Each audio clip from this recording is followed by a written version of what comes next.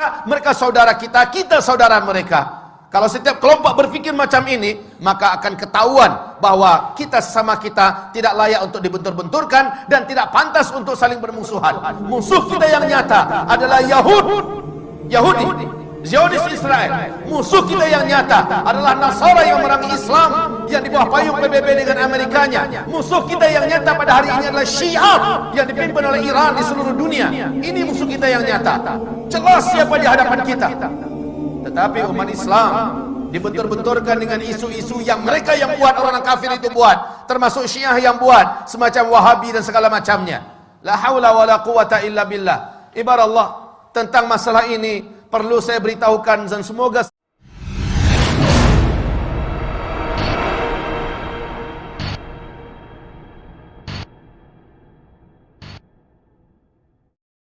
Bismillahirrahmanirrahim. Sebutkan saudara kita tentang Nahdlatul Ulama NU. Sebutkan tentang saudara kita yang ada di Persis. Sebutkan sesaudara kita yang ada di kelompok perjuangan Ikhwanul Muslimin. Sebutkan sesaudara kita yang mana saja yang akan kita sebutkan. Mereka Ahlus Sunnah wal Jamaah seluruhnya. Berangkat dari kelebihan dan kekurangan mereka, mereka saudara kita, kita saudara mereka.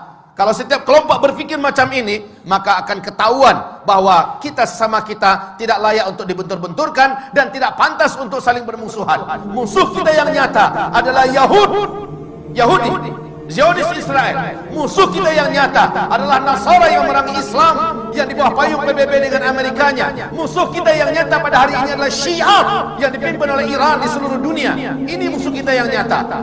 Jelas siapa di hadapan kita. Tetapi umat Islam dibentur-benturkan dengan isu-isu yang mereka yang buat, orang kafir itu buat, termasuk Syiah yang buat, semacam Wahabi dan segala macamnya. La haula wala quwata illa billah. Ibarat Allah, tentang masalah ini perlu saya beritahukan dan semoga saja nasihat ini bermanfaat untuk saya, saudara saya yang tercinta, seluruh Ahlus Sunnah wal Jamaah dimanapun berada. Hari ini Arab Saudi diserang habis-habisan. Amerika juga bersatu dengan Iran. Iran berarti di belakangnya ada Rusia, ada Cina, ada India dan lain-lainnya. Ini adalah blok timur. Amerika sebagai energi terkuat yang ada di PBB menyatakan Iran adalah saudara kita. Sekarang di Iran, seluruh kota-kota yang ada di Iran hari ini ibarat Allah, semua tulisan-tulisan matilah Amerika di dinding-dinding di mana saja sudah mereka hapus. Yang digantikan dengan matilah Saudi, matilah Saudi, matilah Saudi.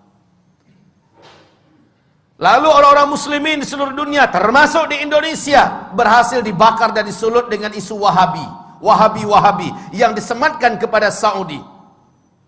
Disematkan kepada imam-imam yang memimpin di Masjidil Haram, di Masjid Nabawi. Disematkan istilah Wahabi ini kepada ulama-ulama yang bersumber dari Saudi. La haula wala quwata illa billah.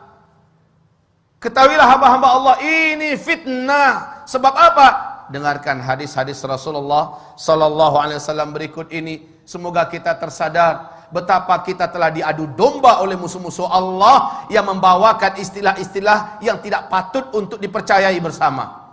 Saya yakin dan berbaik sangka bahwa seluruh yang hadir dalam Jumatan ini, di masjid ini, insya-Allah taala bukan termasuk orang-orang yang mudah disulut dengan paham-paham seperti ini. Tetapi saya berharap melalui media yang ada, media sosial yang ada, dari dunia maya segala macamnya, di seluruh Indonesia bahkan menerobos ke seluruh dunia, sampailah hendaknya nasihat ini, bahwa sesungguhnya isu-isu yang tidak pantas disematkan kepada Islam, khususnya Wahabi-Wahabi, dan menyerang Arab Saudi.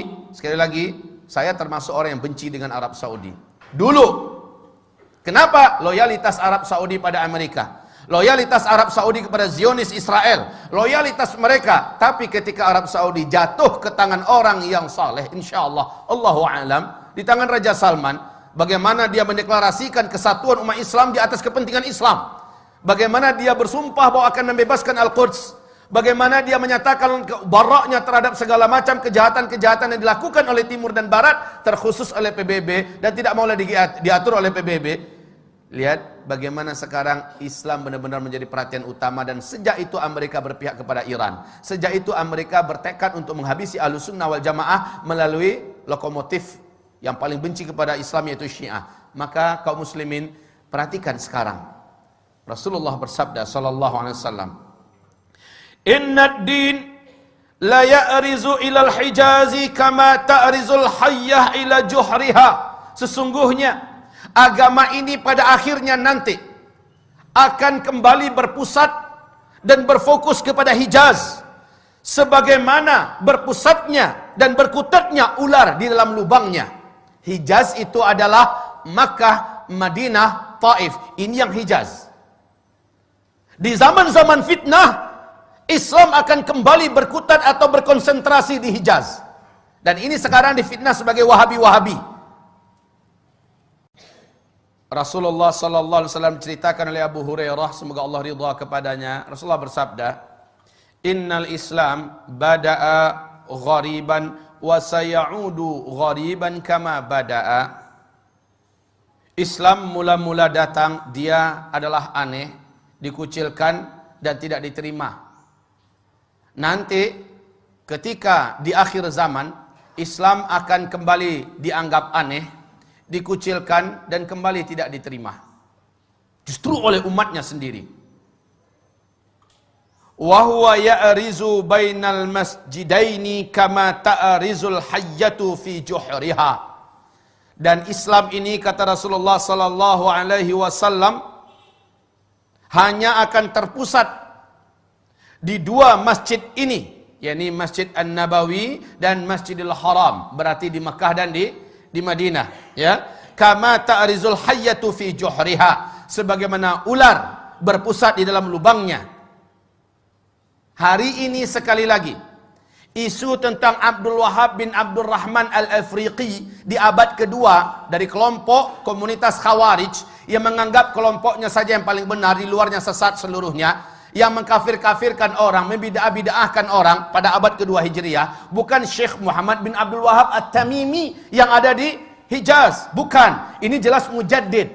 Tetapi umat Islam ini dengan dalam buku yang ditulis oleh Muhammad Novelis, Zionis dan Syiah bersatu menghantam Islam. Ternyata istilah Wahabi-Wahabi yang harusnya di abad kedua yang muncul itu, si Khawarij itu, ini yang dihidupkan dan disematkan kepada Syekh Muhammad bin Abdul Wahab. Dan ini tidak benar, ini batil. Syekh Muhammad bin Abdul Wahab adalah seorang mujaddid, ulama Ahlus Sunnah wal Jamaah.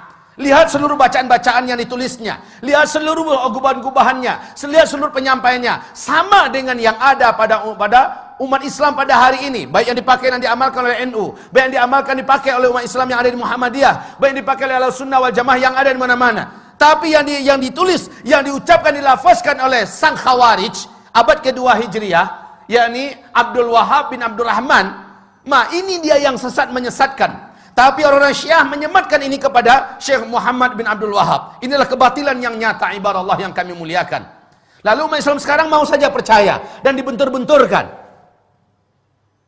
Betapa prihatinnya, perih hati saya ketika mendengar ada seorang Sunni diusir oleh saudara Sunninya yang lain. Kenapa? Sunni yang ini adalah mereka dari komunitas mayoritas, punya kebiasaan mengamalkan ini nama itu. Yang Sunni ini tidak mau mengikuti semacam Maulid Nabi, Isra Mi'raj, nggak mengikuti, ya. Tapi dia tetap baik berhubungan dengan masyarakat. Dianggap dan dibakar-bakar, disponsori, ini adalah paham Wahabi. Diusir dari kampungnya, diusir, tidak boleh lagi tinggal di kampung, bahkan diancam bakar. Rumahnya memang dibakar. Sampai-sampai ketika disakiti sekeluarga, padahal sama-sama Sunni, yang bertepuk tangan Syi'i, orang Syiah, karena kompor yang mereka nyalakan telah membakar sesama umat Islam. Harusnya kaum muslimin sadarilah, semua sifat-sifat Wahabi yang diceritakan oleh saudara kita yang menyebar di mana-mana 100% ada pada komunitas Syiah. Semua sifat-sifat yang ada pada Wahabi-Wahabi itu ada pada Syiah seluruhnya. Baca tentang Syiah, lihat perang-perang Wahabi, 100% ada pada Syiah. Yang maling mereka, yang teriak maling mereka dan mengadu domba sesama umat Islam. Sadarlah. Sadarlah. Wahai saudaraku, jangan mau dibentur-benturkan. Cintai saudaramu. Dan kata Rasulullah SAW, la tadkhulul jannah hatta tu'minu. Kamu tidak akan pernah masuk ke dalam surga sampai kamu menjadi orang yang beriman. Wa la tu'minu hatta tahabbu. Dan kamu tidak akan pernah menjadi orang yang beriman sehingga kamu saling mencintai. Kamu tidak akan pernah menjadi orang yang beriman sampai kamu saling mencintai. Saling mencintai ini adalah syarat menjadi orang yang beriman. Ibarat Allah, ma'asyiral muslimin, hamba-hamba Allah yang kami muliakan. Bagaimana, surga mana yang akan kita layak masuki sementara kita membenci sama orang beriman? Surga mana yang pantas kita masuki? Padahal yang pantas menjadi ahli surga hanyalah orang yang beriman. Dan kamu tidak akan sampai dan tidak akan pernah menjadi orang yang beriman sampai kamu mencintai sesama saudara kamu. Perbedaan nama, perbedaan karakter, perbedaan sifat dan sebagainya, jangan dijadikan alasan untuk kita tidak menganggapnya saudara kita. Orang tua kita sama, Al-Quran dan As-Sunnah. Rumah besar kita sama, Islam. Yang prinsip-prinsip kita masih sama. Hanya perbedaan-perbedaan ini jangan sampai kita mau dicabik-cabik. Ini yang menjadikan syaitan itu, walakin fit tahrishi bainahum. Akan tetapi dengan memecah belah dan mengadu domba sesama mereka, di sini pintunya yang didapat oleh syaitan ada pada umat ini. Semoga hamba Allah yang menyampaikan diampuni oleh Allah Subhanahu wa taala ketika hamba ini melakukan khilaf dan salah dan berkata-kata